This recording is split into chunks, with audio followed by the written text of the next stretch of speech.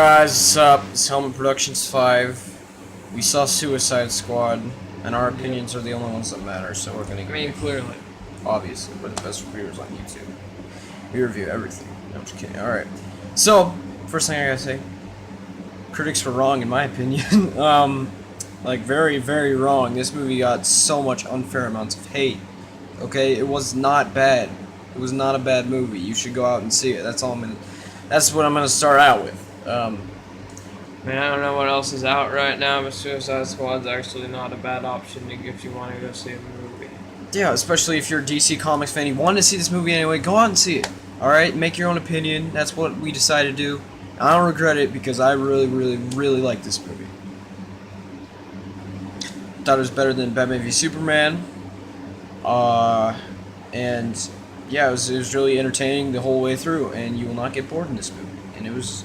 Sure, like, I agree with some of the points critics made about the villain and about the villain shooting the big bright beam into the sky, yeah. Like we haven't seen that a million generic times before. Villain. Wants to destroy the world or rule the world. It's really generic. Yeah. The mission is generic, and the mission should have been different. But other than that, like, the characters in this movie save this movie. Like, all the acting and the characters in this movie is what saved this movie. If these actors if Margot Robbie wasn't Harley Quinn, if Will Smith wasn't Deadshot, this wouldn't have been as good a movie as it was. And Deadshot, Harley Quinn stole the movie. They were the best parts of the entire movie, most developed characters by far.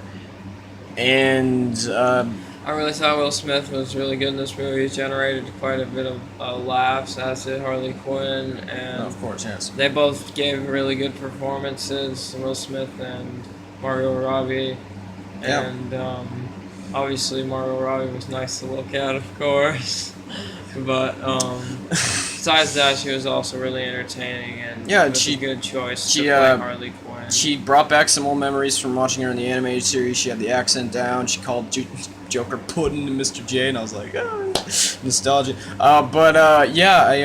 And she did a really good job. Everyone else was fine, you know. Jack Courtney was funny as Captain Boomerang. He was actually pretty good. And he was entertaining, and then everyone else did good. Killer Croc, the guy who played Killer Croc. Killer Croc actually was pretty good. He generated a few laughs too, circumstantial stuff. But he didn't have much to do, but he was still good. And then Katana, she did not have anything to do in this movie.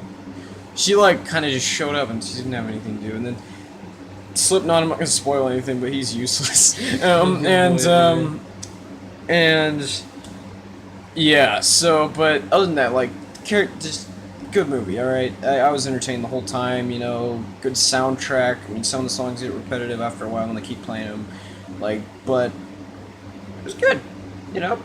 It was good. Go see it if you want to see it. In my opinion, this was better than Batman v Superman, unlike what the tomato meter says. Yeah, this movie should have gotten at least 50-something%. Yeah. At least, but you're gonna give it 20 what percent now? Come on, guys. It's just you're giving this movie too hard of a time. Christ, that's Jason Bourne. So I gotta talk about Jared Leto real quick. He's not in the movie that much, so I can't judge him on the Joker scale, but he is good when he's in it.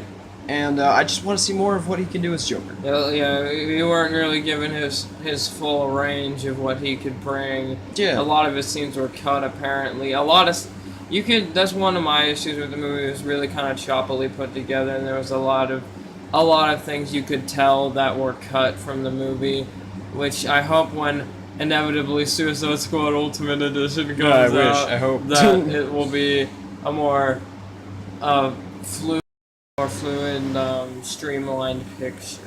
Yes. And also, it'll just, Regardless, I'm going to buy this movie when it comes out. Because it was good. And it was just remind me of just classic DC. You know, what I love about DC Comics is the villains, you know? I love the villains. And especially, this movie had the Batman. I love Batman's villains. And they had 3 Batman villains in here. They had Killer Croc, they had Harley Quinn, they had Joker. Deadshot's technically and Deadshot, villain. kind of Batman villain. So, and then Batman shows up in the movie for 5 minutes. 5 minutes, probably, at the most. And, There's another cameo in here that we're not going to spoil. I had it spoiled for me. I didn't have it spoiled. I was pleasantly surprised, but anyway, so yeah, guys, go out and see this if you really like. Go out and see this if you don't think like if you want to formulate your own opinion. Go out and see it. If you want to see it and you're kind of not considering it because of critics now, go see it because trust me, this is not a Green Lantern deal where I'm gonna be like 5 out of 5 is great and change my mind like 10 years later. Greatest movie ever. But I'm gonna change my mind because I think this movie's good and you should go see it. And I'm going to give it an 8 out of 10. Okay. What? I liked it. I'm sorry. Oh, Sue me. also one thing I didn't. Bring on the hate. One thing I care. forgot to mention was Joel Kinnaman. I think he did a pretty good job as Rick Flag. Yeah. It would have been interesting to see what Tom Hardy would have brought to the role, but as far as he goes, I think he did a pretty good job. Yeah. My personal score, Anyways, I'm going to give this movie a 7.5 out of 10. I think it was a pretty good movie. It wasn't perfect, definitely, but it definitely wasn't as bad as Rotten Tomatoes or other critics would have you think. It's not. Guys, In my opinion, it deserves at least between 50 and 60% is what I would give it on Rotten Tomatoes. Is what I would accept knowing Rotten Tomatoes. Yeah. But, yeah, this movie did not deserve 27